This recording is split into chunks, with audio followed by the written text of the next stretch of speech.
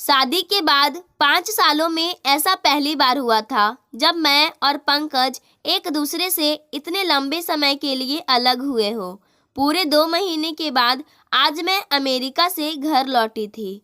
उस पर मेरे प्रोजेक्ट का शेड्यूल इतना टाइट था कि एक दिन भी पंकज से जी भरकर बात नहीं हो पाई। ऑफिस जाना जरूरी था, इसलिए पंकज मुझे लेने एयरपोर्ट भी नहीं आ सके। व्यस्त तो हम दोनों यहाँ पर भी कुछ कम नहीं रहते, इसलिए बहुत वक्त साथ नहीं बिता पाते। लेकिन दूर रहकर पहली बार अपने घर और पंकज की कमी का एहसास हुआ। आज पंकज की कही हर वो बात याद आ रही है जो पहले मुझे बंधन लगा करती थी, लेकिन आज ज़रूरत लग रही है। पंकज मुझसे अक्सर कहा करते थे, सुरभि, मैं मानता हूँ कि तुमने अपना करियर बनाने के लिए बहुत मेहनत की है, इसलिए तुम्हें अपने करियर पर पूरा ध्यान देना चाहिए। लेकिन रिश्तों को ताक पर रख कर मिली कामयाबी कभी सुकून नहीं देती। आज मैं तुम्हारी प्रॉब्लम समझ रहा हूँ, इसलिए हर बात में समझौता कर लेता हूँ। लेकिन कल जब हमारे बच्चे होंगे तो उन्हें तुम्हारा टाइम चाहिए ही होगा। तब तुम कैसे मैनेज करोगी? फिर मैं भी एक सीमा तक ही तुम्हें सपोर्ट कर सकता हूँ। तुम्हारा यूं हर रात देर से घर आना, सुबह जल्दी चले जाना मुझे भी खलता है। मैं भी चाहता हूँ कि औरों की तरह हमारा घर भी घर बना रहे, धर्मशाला नहीं कि रात गुजारी और चल दिए। पिछले 3 सालों से बच्चा प्लान करने की बात कह कह कर मैं थक चुका हूँ, लेकिन तुम्हारे पास ना मेरे लिए टाइम है और ना ही अपने परिवार के भविष्य के बारे में सोचने का। मैं भी ऑफिस जाता हूँ, लेकिन इस बात का हमेशा ख्याल रखता हूँ कि मेरी प्रोफेशनल लाइफ का असर मेरी पर्सनल लाइफ पर ना पड़े। लेकिन जब ये कोशिश तुम्हारी तरफ से नहीं होती तो बिल्कुल अकेला पड़ जाता हूँ मैं। कई बार मुझे छेड़ते हुए पंकज यहाँ तक कह देते कि अगर मैंने उन्हें इसी तरह नज़रअंदाज किया तो एक दिन मैं उन्हें खो दूंगी। पंकज की शिकायत को पॉजिटिवनेस का नाम देकर अक्सर मैं हवा में उड़ा देती। पंकज की शिकायतों का मेरे पास एक ही जवाब होता, जिसे मैं बार बार दोहराती रहती थी।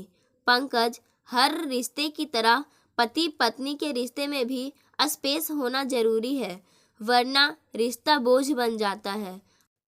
हम दोनों ही वर्किंग है, इसलिए हमें एक दूसरे की प्रॉब्लम्स के साथ एडजस्ट करना ही पड़ेगा। पंकज मेरे साथ खूब सारा वक्त बिताना चाहते थे, लेकिन मेरी नौकरी इस बात की इजाज़त नहीं देती थी। अब जब पूरे 2 महीने पंकज से दूर रहना पड़ा तो मुझे समझ में आया कि एक दूसरे के साथ वक्त गुजारने की अहमियत क्या होती है। आज मैं पंकज के सीने से लगकर अपने प्यार को जी भरकर महसूस कर लेना चाहती हूँ।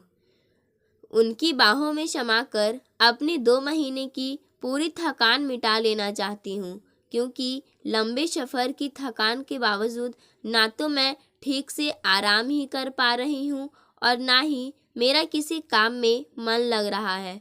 मैं बस शाम को पंकज और निशिका के घर आने का बेसब्री से इंतज़ार कर रही हूँ। निशिका मेरे बचपन की सहेली है और पिछले 8 महीनों से हमारे साथ ही रह रही है।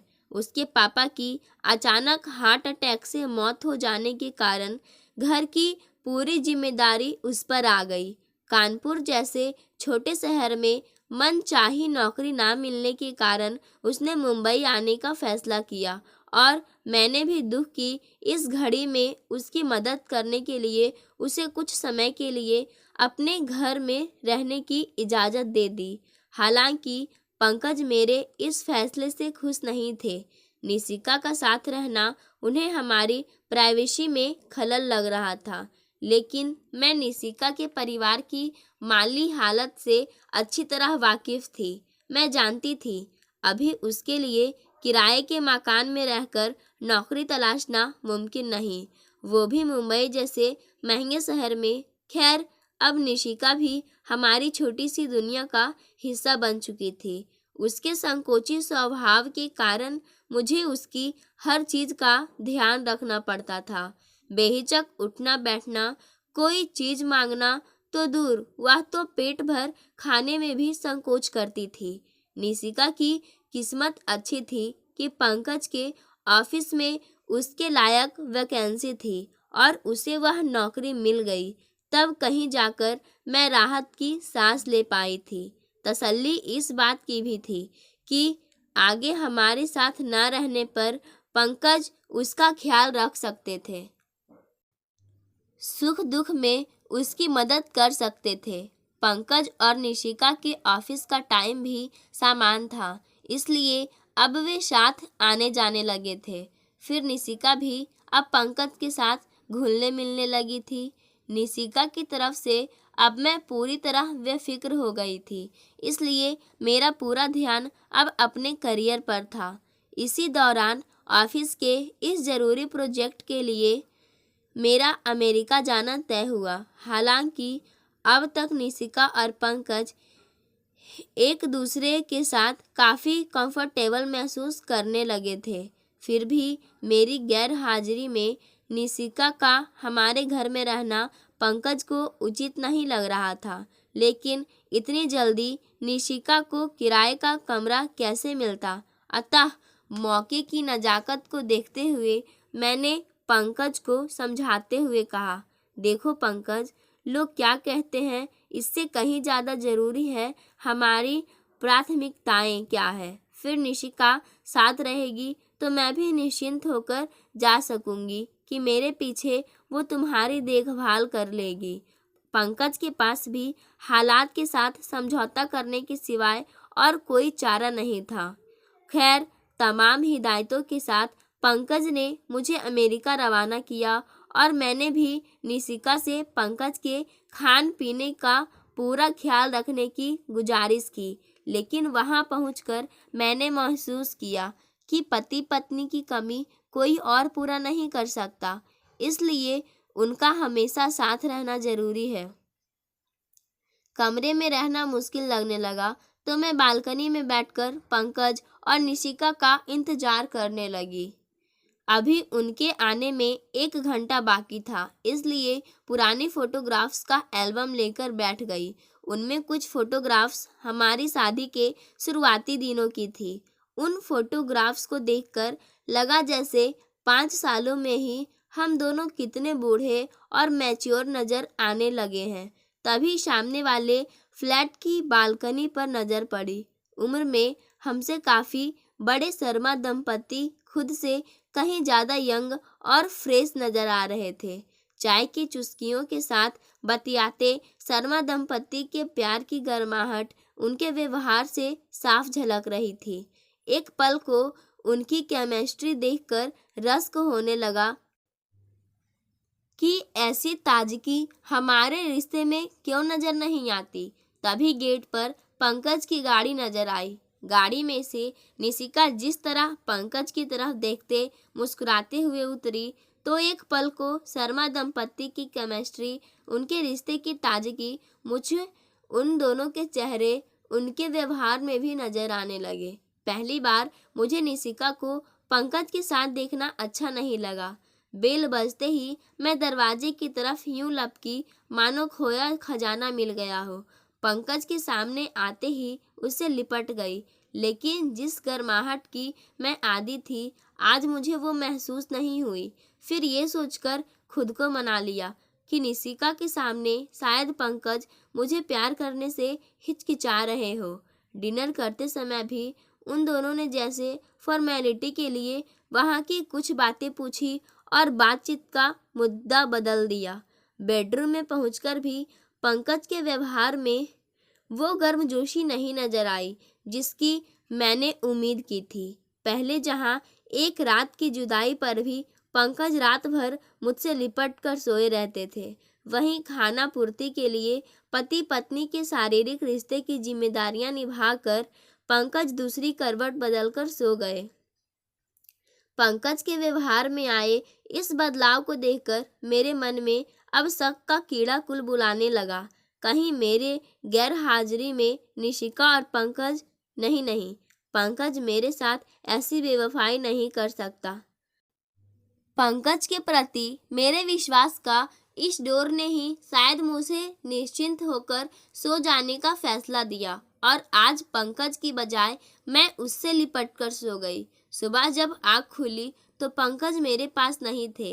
एक बार फिर शक का कीड़ा कुलबुलाने लगा तो मैं निशिका के कमरे में जाकर देखी, पंकज यहाँ भी नहीं थे।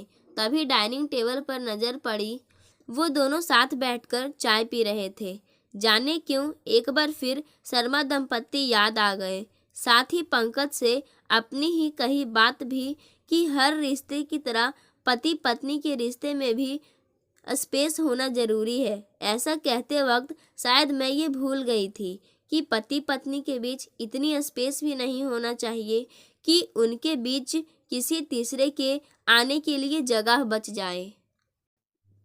मैं पंकज के पास में से निशिका को धकेल कर खुद बैठ जाना चाहती थी, लेकिन ऐसा करना सभ्यता के खिलाफ होता, इसलिए चुपचाप आकर गुड मॉर्निंग कहा और उन दोनों की हरकतों को और करीब से देखने के लिए उनके पास आकर बैठ गई। एक पल को लगा जैसे मुझे पास आते देख दोनों ने एक निश्चित दूरी भी बना ली और चेहरे के भाव भी बदल दिए। मेरे बैठने के 5 मिनट बाद ही पंकज ऑफिस जल्दी जाने का बहाना बनाते हुए वहां से उठ गए। हमेशा की तरह आज भी उन दोनों को साथ ऑफिस जाना था। वो दोनों 8 बजे घर से निकलते हैं और मैं 10 बजे। फिर भी आज जल्दी ऑफिस जाने का बहाना बनाकर मैं भी उनके साथ चल दी। मेरी इस हरकत पर पंकज ने मुझे गुस्से से देखा, लेकिन कहा कुछ नहीं। अब तो उन दोनों पर नज़र रखना जैसे मेरा मिशन बन गया था। जितना मैं उन दोनों के बारे में जानना चाहती, उतनी ही उलझती जाती। पुख्ता सबूत ना होते हुए भी मैंने उन दोनों को गुनहगार की श्रेणी में ला खड़ा किया और इस ऊहापोह में छुटकारा पाने का मुझे एक ही रास्ता सूझा, निशिका का हमारे घर छोड़ देना। जब मैंने पंकज से इस बारे में बात की तो उन्होंने मुझे अजीब सी नज़रों से देखते हुए कहा, यूं अचानक निशिका को घर से निकालने की बात तुम्हें क्यों सूझी सुरभि? मेरे इस फैसले से पंकज का नाराज होना लाजमी था। मैंने भी जवाब सवाल में ही दिया, क्यों, जिंदगी भर उसे साथ रखने का इरादा है क्या? मेरे इस हल्के शब्दों ने पंकज को और भी चिढ़ा दिया। सुरभि, तुम्हारे कहने का क्या मतलब है? मैं भी पंकज के मन की थाह लेना चाहती थी, इसलिए जानबूझकर उससे उकसा रही थी। मेरे कहने का मतलब है कि अब निशिका का करियर सेटल हो गया है, इसलिए उसे हम पति पत्नी के बीच से हमारे घर से अलग रहना शुरू कर देना चाहिए। अब पंकज का गुस्सा 7वें आसमान पर था। सुरभि, कहीं तुम निशिका और मुझ पर शक तो नहीं कर रही हो? मुझे भी अब मन की बात कहने का मौका मिल गया था, इसलिए मैंने व्यंग बाण कसने में कोई कसर नहीं छोड़ी।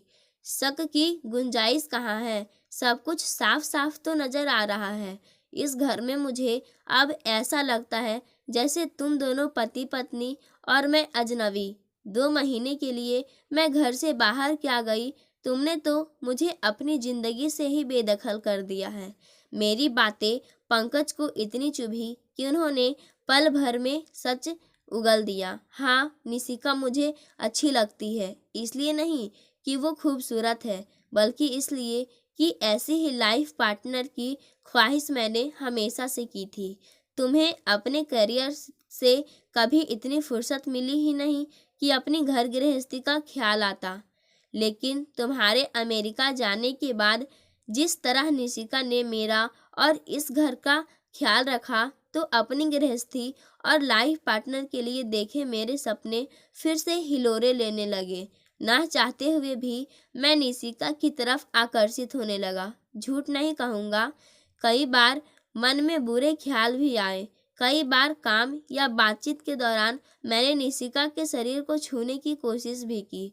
कई बार अपने कमरे से निशिका के कमरे की दरवाजे तक गया भी, लेकिन तुम्हारा ख्याल आते ही दबे पांव लौट आया। हाँ सुरभि, तुम्हारे विश्वास ने ही मुझे बहकने नहीं दिया। तुम जिस साफ पाक मन से निशिका और मुझे इस घर में अकेली छोड़ गई थी, उस विश्वास को मैं कैसे टूटने देता। फिर हमारे प्यार की नींव इतनी कमजोर भी तो नहीं कि इतनी आसानी से टूट जाए।